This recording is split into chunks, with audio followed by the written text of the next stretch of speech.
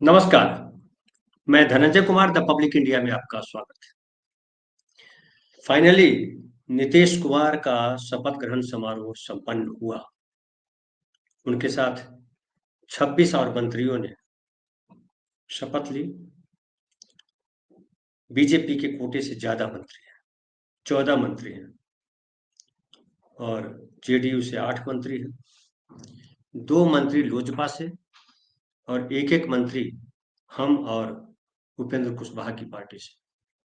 उपेंद्र कुशवाहा जी की पार्टी से जो मंत्री बने हैं उनके बेटे हैं और वो किसी भी सदन के विधायक नहीं है। उनकी माताजी स्नेहलता ना उनका नाम है। वो विधायक बनी है लेकिन मंत्री उनकी जगह उनके बेटे को बनाया गया। और इस तरह से एक जो लंबा सिलसिला था, काफ़ी समय से चल रहा था, नीतीश कुमार को मुख्यमंत्री बनाया जाएगा या नहीं बनाया जाएगा, ये संपन्न हो गया। फाइनली 10वीं बार नीतीश कुमार बिहार के मुख्यमंत्री बन गए। लेकिन उनके मुख्यमंत्री बनने के साथ-साथ सवाल का पीछा छूटा नहीं है। सवाल अब भी है। 2 सवाल हैं। सवाल नंबर 1, नीतीश कुमार कब तक मुख्यमंत्री रहेंगे? बीजेपी जनता दल यू को कब तक आगे लेकर चलती रहेगी? सवाल नंबर 2, क्या बीच में नीतीश कुमार को हटा करके बीजेपी कब्जा कर लेगी? और क्या अब बिहार बीजेपी के हवाले हो जाएगा? नीतीश कुमार पर यह आरोप लगता है कि उन्होंने बीजेपी के हवाले बिहार को कर दिया है और बिहार में बीजेपी का प्रचार हुआ है, प्रसार हुआ है। कल हो सकता है बीजेपी के मुख्यमंत्री बन जाए, तो सारा डिस्क्रेडिट जो है या क्रेडिट जो है वो नीतीश कुमार को जाएगा और नीतीश कुमार इस तौर पे इतिहास में याद किए जाएंगे कि बीजेपी को बिहार में फलने-फूलने का अवसर दिया। अब दोनों सवाल और जो नीतीश कुमार पर आरोप है या जो चर्चा है फिलहाल राजनीतिक हलकों में पटना से लेकर दिल्ली तक, उस पर हम बात करेंगे। सबसे पहले बात तो यही कि नीतीश कुमार कब तक रहेंगे। आज जब वो शपथ ले रहे थे तब भी कई बार वो बोलते बोलते लड़खड़ा गए और वो दिख रहा था कि समस्या है उनके साथ। अब वो जब फाइलों पर साइन करेंगे तो किस तरह से करेंगे, कितना समझेंगे, किसके डिक्टेशन पर चलेंगे, ये तमाम सवाल है। और जब डिक्टेशन की बात आती है तो सीधे तौर पर लोग आरोप लगाते हैं कि डिक्टेशन जो है बीजेपी का होता है। बीजेपी जो चाहेगी अब नीतीश कुमार से अपने फैसले करवाएगी और नीतीश कुमार तभी तक मुख्यमंत्री हैं जब तक बीजेपी चाहती है। बीजेपी कब तक चाहेगी, ये किसी को नहीं पता है। कुछ लोग 6 महीना बोल रहे हैं, कुछ लोग 1 साल बोल रहे हैं, कुछ लोग 2 साल बोल रहे हैं। लेकिन जनता दल यू के जो समर्थक हैं, उनके जो विधायक हैं, उनका मानना है कि नीतीश कुमार पूरे 5 साल मुख्यमंत्री रहेंगे, उनका स्वास्थ्य ठीक रहा तो। और उसकी वजह बताते हैं कि 2029 में चुनाव है, लोकसभा का चुनाव और बीजेपी या नरेंद्र मोदी लोकसभा चुनाव में कोई रिस्क नहीं लेंगे, उसके पहले कोई रिस्क नहीं लेने वाले। नीतीश कुमार को अगर वो हिलाएंगे तो बिहार में उनकी स्थिति खराब होगी। बीजेपी भी शायद ऐसा ही सोच रही है क्योंकि अभी भी जो सरकार है दिल्ली में 12 सांसद नीतीश कुमार के हैं। हालांकि विरोधी कहते हैं कि 12 सांसदों में से एक भी सांसद नीतीश कुमार के साथ नहीं रहेंगे। बीजेपी चाहेगी तो 12 के 12 सांसद को अपने साथ मिला लेगी। लेकिन जो जनता दल यू के समर्थक हैं वो कहते हैं कि कोई सांसद बीजेपी के साथ नहीं जाएगा। नीतीश कुमार की अब भी इतनी पकड़ है और जो सांसद बाहर जाएगा वो अपना भविष्य खराब करेगा। नीतीश कुमार को इस चुनाव में 19.25% वोट आए, बीजेपी से लगभग 1.5% कम। सीटें दुगनी हो गई 2020 की तुलना में। जबकि पीके ने घोषणा की थी कि 25 सीटों पर सिमट जाएंगे और नहीं सिमटेंगे, उससे ज्यादा सीटें अगर आई तो हम राजनीति से संन्यास ले लेंगे। नीतीश कुमार लगातार सब कुछ झुठला रहे हैं। बीजेपी के मंत्री ज्यादा हैं। बीजेपी के सारे मुख्यमंत्री शपथ ग्रहण समारोह में थे और कौन सा मंत्रालय किसको मिलना है ये तो अभी आने वाला वक्त बताएगा। लेकिन ये कहा जा रहा है कि नीतीश कुमार के हाथ से लगातार बिहार की सत्ता छीनती जा रही है और बीजेपी की तरफ जा रही है। विधानसभा अध्यक्ष, गृह मंत्रालय, ये सब ऐसे मुद्दे हैं जिस पर लगातार बहस चल रही है। विधानसभा अध्यक्ष जो है वो प्रेम कुमार बीजेपी की तरफ से, अब तक मीडिया में चर्चा है कि प्रेम कुमार को अध्यक्ष बनाया जाएगा। दो डिप्टी चीफ मिनिस्टर बनाए गए हैं जो बीजेपी के हैं, वही सम्राट चौधरी और विजय कुमार सिन्हा। ज्यादातर मंत्री पुराने हैं, कुछ नए मंत्री ऐड हुए हैं, जैसे राम कृपाल सिंह यादव बीजेपी से ऐड हुए हैं। दो मंत्री संजय कुमार, दोनों का नाम संजय कुमार, एक संजय कुमार पासवान है, वो एलजेपी से जुड़े हैं। एक श्रेयसी सिंह जुड़ी है, बाकी लगभग वही मंत्री है। एक मुस्लिम मंत्री भी है जो जेडीयू कोटे से हैं। पिछली बार भी वो, हालांकि वो जीते थे, जमा खान बीएसपी के कोटे से, बीएसपी के टिकट पे, और वो जनता दल यू में शामिल हो गए थे। इस बार फिर वो जीत कर गया। 4 मुसलमानों को टिकट दिया था नीतीश कुमार ने, उनमें से 3 हार गए, एक जीते, जमा खान, और उनको मंत्री फिर से बनाया गया। अब दूसरा सवाल ये है कि नीतीश कुमार की कितनी चलेगी। गृह मंत्रालय नीतीश कुमार के पास रहेगा या नहीं रहेगा? अगर रहेगा तो क्या, अगर बीजेपी अगर यहाँ पे अपने राज्यों की तरह, उनके जो अनुषंगिक संगठन है आरएसएस के, आरएसएस जो यात्राएं निकालता है, जहरीली भाषा लोग बोलते हैं, क्या नीतीश कुमार उस पर रोक लगाएंगे? ये एक बड़ा सवाल है। बफ कानून को लेकर के जो, बफ बोर्ड को लेकर के जो विधेयक पास हुआ, उस दौरान बीजे जो जेडीयू के नेता है ललन सिंह, उन्होंने जिस तरह का भाषण किया, वो संकेत देता है कि नीतीश कुमार बीजेपी की पिच पर आकर खेल रहे हैं। बीजेपी के साथ वो लगातार समझौते कर रहे हैं, और समझौते इसलिए कर रहे हैं कि उनको मुख्यमंत्री बने रहना है अनंत काल तक, जब तक जीवन है तब तक मुख्यमंत्री बने रहेंगे। और इसीलिए नीतीश कुमार को कुर्सी कुमार भी लोग कहते हैं, स्वार्थी नेता कहते हैं, तमाम आरोप उन पर लगते हैं। पता नहीं नीतीश कुमार तक ये सब बात पहुंचती है कि नहीं पहुंचती। हालांकि मेरा भी मानना है कि नीतीश कुमार को अब रिकॉर्ड बनाने के लिए मुख्यमंत्री नहीं बनना चाहिए था। नीतीश कुमार को चाहिए था कि जो इतना बिहार के लोगों ने उनको अवसर दिया, बिहार के लोगों ने जो प्यार सम्मान दिया, नीतीश कुमार को वो सम्मान बनाए रखना चाहिए था और नई पीढ़ी को आने का मौका देना चाहिए था।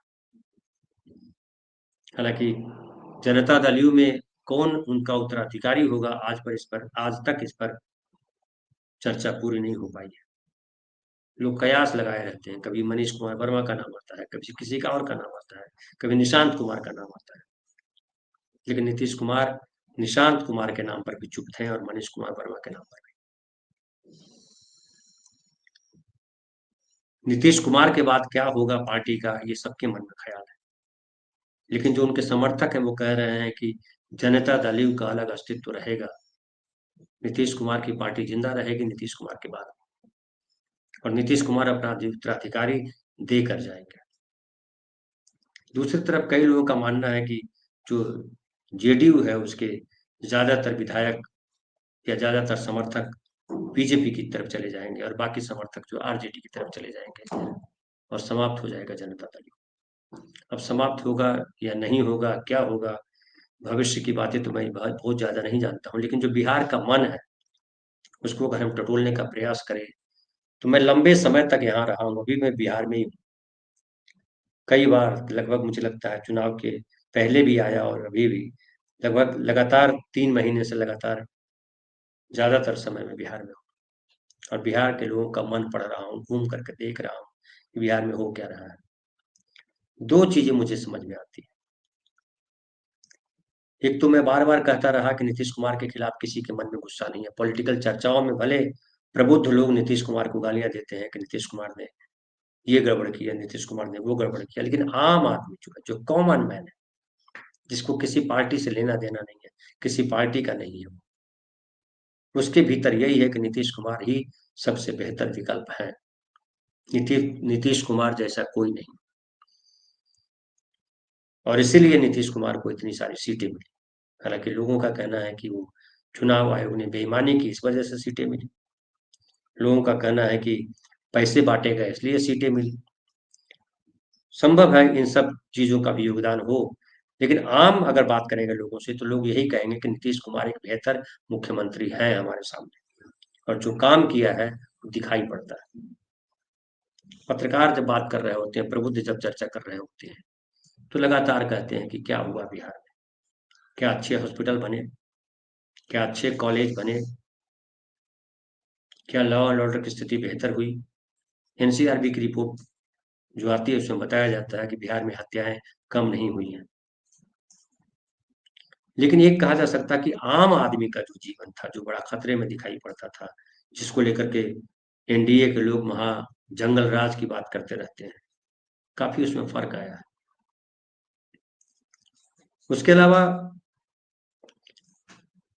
ऐसे बनने को तो पटना में सबसे बड़ा पीएमसीएच अस्पताल बना है, वो कहा जा रहा है कि एशिया में सबसे बड़ा हॉस्पिटल है, लेकिन बिहार में जो सुविधाएं हैं वो कम है।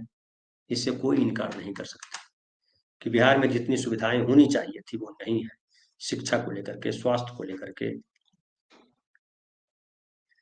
रोजगार के अवसर भी यहाँ बहुत कम है। और रोजगार के अवसर कैसे क्रिएट किए जाए, इस पर नीतीश कुमार को अगले 5 वर्षों में ध्यान देना होगा।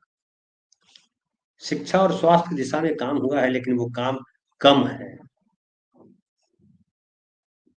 पटना रेलवे स्टेशन से आप जब आएंगे दक्षिण की तरफ, तो मीठापुर इलाका कहलाता है, वहाँ कई सारे कॉलेजेस खुले हैं, प्राइवेट कॉलेजेस हालांकि। तो शिक्षा पे भी बेहतर ध्यान देने की जरूरत है, स्वास्थ्य को लेकर के भी बेहतर काम करने की जरूरत है। लेकिन बेसिक इंफ्रास्ट्रक्चर की जो बात थी, सड़क, बिजली, पानी, ये जो सुविधाएं हैं वो बिहार में मिल रही हैं। कई लोग कहते हैं वो प्राइवेट है, लगभग पूरे देश में प्राइवेट ही बिजली मिलती है। यहाँ थर्मल पावर है, बिजली अब सरप्लस है। पहले बिजली इतनी नहीं हो पाती थी। पटना में भी मैं देखा था कि 5-5 घंटे, 3-3 घंटे, 2-2 घंटे, घंटा भर तो रोज बिजली जाती थी, मोहल्ला वाइज। अभी इस मोहल्ले में, फिर उस मोहल्ले में, फिर उस मोहल्ले में। लेकिन अब बिहार में बिजली बहुत कम जाती है। गाँव में भी बिजली की स्थिति बड़ी अच्छी है। आम आदमी का जीवन पहले से बेहतर हुआ ये बताया जाता है। हालांकि पर कैपिटा इनकम की बात जब करते हैं तो पर कैपिटा इनकम में अब भी बिहार सबसे गरीब प्रदेश, और एक बड़ी आबादी पलायन करके दूसरे स्टेट में, दूसरे देशों में जॉब करती है और वहां से पैसा भेजती है, ये कहा जाता है। और चुनाव के संपन्न होने के बाद ट्रेनों में भीड़ जो चल रही है उसको लेकर के बताया जा रहा है कि ये देखिए कितने लोग जा रहे हैं वोट देने के बाद। ये बात सही है कि पलायन है बिहार में। पलायन को कैसे रोका जाए ये अपने आप में एक चुनौती है। और मैं अक्सर कहता हूँ कि बिहार में पलायन रोकने का मुझे कोई फार्मूला नजर नहीं आता है, लेकिन अगर फूड प्रोसेसिंग यूनिट, अगर और बेहतर कॉलेज, और बेहतर अस्पताल, ये सुविधाएं अगर यहाँ बढ़ाई जाए सरकारी स्तर पर, प्राइवेट नहीं, प्राइवेट तो बहुत कुछ है यहाँ, सरकारी स्तर पर ये सुविधाएं बढ़ाई जाए तो आम आदमी का जीवन बेहतर होगा। और खास करके नौकरशाही को अगर ठीक कर दे। अस्पताल भी है लेकिन अस्पताल में डॉक्टर नहीं है, अस्पताल में इलाज की समुचित व्यवस्था नहीं है, बेड नहीं है, स्टाफ नहीं है। कॉलेज है लेकिन कॉलेज में ठीक से पढ़ाई नहीं होती है, सेशन लेट चलते हैं। इन सबको अगर ठीक कर दिया जाए तो बिहार का जो गौरव है वापस लौट सकता है। दूसरा एक सवाल आता है कि नीतीश कुमार ने क्या बिहार को बीजेपी के हवाले कर दिया, सांप्रदायिक शक्तियों के हवाले कर दिया बिहार को। कहा जा सकता है, कह सकते हैं, क्योंकि नीतीश कुमार लगातार 20 साल से बीजेपी के साथ सरकार में है। लेकिन जब बीजेपी को छोड़ करके आते हैं और महागठबंधन के साथ, हालांकि महागठबंधन में उन्हीं का दिया हुआ नाम, जब महागठबंधन के साथ जुड़ते हैं तो फिर नीतीश कुमार बड़े तेज तर्रार नेता हो जाते हैं, देश के संविधान के लिए सोचने वाले नेता हो जाते हैं। अभी जो है, एक मैं देख रहा था, एक ट्वीट जो है किया है उन्होंने, अखिलेश यादव ने, और कहा है कि हम नीतीश कुमार को प्रधानमंत्री बनाना चाहते थे, नीतीश कुमार मुख्यमंत्री बनकर रह गए। नीतीश कुमार इंडिया गठबंधन की शुरुआत उन्होंने ही की थी और फिर इंडिया गठबंधन से बाहर आ गए, महागठबंधन छोड़ दिया और बीजेपी के साथ खड़े हो गए। कई सारी चीजें हैं, लेकिन क्या नीतीश कुमार पूरे देश में, जहां जहां बीजेपी का प्रचार प्रसार है, क्या वो नीतीश कुमार की वजह से है? गुजरात में भी बीजेपी है लंबे समय से, कौन दोषी है? दिल्ली में बीजेपी है, इसके पहले उत्तर प्रदेश में बीजेपी है, मध्य प्रदेश में बीजेपी है, राजस्थान में बीजेपी है, छत्तीसगढ़ में बीजेपी है, उड़ीसा में बीजेपी है। कौन दोषी है? नीतीश कुमार दोषी है? ये सवाल पूछा जाना चाहिए। क्या कोई एक व्यक्ति इसके कारक है? और नीतीश कुमार के हट जाने से क्या बीजेपी नहीं आएगी? जो मैं जमीन पे मैं देख रहा हूं कि आम मन जो है, हिंदू मन जो है, आम हिंदू जो है वो हिंदू हो चुके हैं, मन से हिंदू है, और उनको अच्छा लगता है कि बढ़िया मंदिर बन रहा है, उनको अच्छा लगता है कि मुसलमानों को ठीक किया जा रहा है। वो भले न बोले, लेकिन उनके भीतर है कि हिंदू राष्ट्र तो बनना चाहिए था। और हालांकि ये दुखद है कि बहुजनों को भी ये लगता है कि हिंदू राष्ट्र होना चाहिए, और बहुजन समाज चाहे वो मांझी समाज हो, पासवान समाज हो, और दूसरे दलित हो या पिछड़े हो, अति पिछड़े हो, सबके भीतर ये स्वर है कि बीजेपी ही होना चाहिए, हिंदू राष्ट्र होना चाहिए। और उसकी वजह है कि उनके जो एक नफरत की का पूरा जो है वायुमंडल जो खड़ा किया गया देश में, एक जो माहौल बनाया गया देश में, वो तैयार हो गया है। और बीजेपी को हटाना बड़ा लंबा संघर्ष करना पड़ेगा। केवल अब जो है बात करने से बात नहीं बनेगी, जमीन पे उतर के काम करना पड़ेगा। तेजस्वी की जो हालत हुई बिहार में, उसका बड़ा कारण यह है कि जमीन पर वो मुद्दे जो है, रोजगार के मुद्दे, शिक्षा और स्वास्थ्य के मुद्दों ने काम नहीं किया। हालांकि वोट स्थिर है उनका, काम नहीं किया कह रहा हूं मैं, वो भी गलत है, काम किया, लेकिन जो बीजेपी और जनता दल यू का जो समागम हुआ, उसकी वजह से बीजेपी आई। कल जनता दल यू नहीं होगा तब बीजेपी काबिज हो जाएगी, ये मैं अभी नहीं मानता। मुझे लगता है बिहार में बीजेपी के लिए जमीन नहीं है उस तरीके की, जिस तरह की जमीन बीजेपी को चाहिए फलने फूलने की। सवर्णवाद बिहार में अब नहीं खिल सकता। संभव है कि 3-5 कर करके बीजेपी अपना मुख्यमंत्री बना ले, लेकिन जो उत्तर प्रदेश का हाल है, वो बिहार में नहीं किया जा सकता। और बिहार में एक मजबूत जमीन है सामाजिक न्याय की। वो कर्पूरी ठाकुर हो, जगदीप बाबू हो, लालू प्रसाद यादव हो, नीतीश कुमार हो, ये पूरी कड़ी है। और इसमें हमारे समाज का जो है बड़ा ये हुआ है, आप उग्रता से यहाँ पे काम नहीं कर सकते हैं।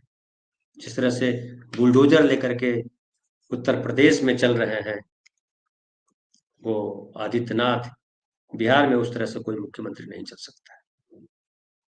और बिहार में बीजेपी बढ़ा रही है सम्राट चौधरी को, इस बार भी सम्राट चौधरी को ज्यादा जगह दी गई, उनको दूसरे नंबर पे मंत्री बनाया गया।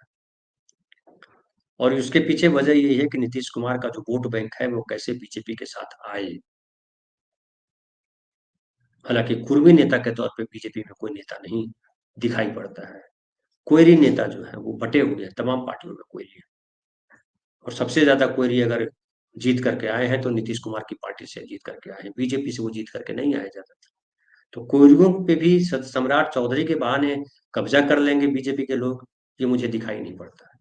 कुर्मी कोयरी अलग है, वैश्य अलग है। हालांकि ये भी कहा लोगों ने कि गैर यादववाद खड़ा किया गया, जो ताकतवर जातियां होती है उसके खिलाफ लोग लामबंद होते हैं। जो शक्तिशाली जातियां हैं, समझिए भूमिहार और राजपूत संख्या में कम है, उनके खिलाफ भी लोग लामबंद होते हैं। सबके खिलाफ जो जो ताकतवर है उनके खिलाफ लामबंद लोग होते हैं।